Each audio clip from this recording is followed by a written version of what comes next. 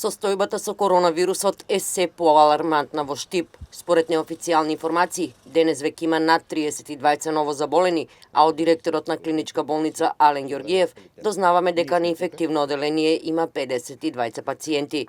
Од доктор Ѓоргиев добивме информации за 48 годишниот штипјанец кој неодамна почина од влошена здравствена состојба како резултат од коронавирусот.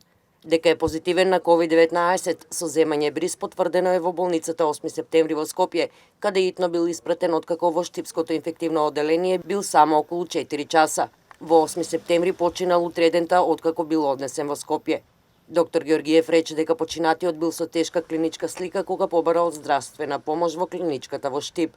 По само околу 4 часа видовме дека ќе биде неопходна интензивна терапија и веднаш го однесовме во Скопје, истакна доктор Ѓоргиев, додавајќи дека починатиот претходно се лечел во домашни услови, а медицинска помош побарал откако веќе немало друг начин да му се подобри здравствената состојба. Починатиот штипјанец кој работел како референт во Центарот за социјални услуги во општина Штип имал проблеми со срцето и црниот дроб. По информацијата за неговата смрт, Центарот каде работел 2 недели ќе биде затворен поради самоизолација на останатите кои таму биле вработени.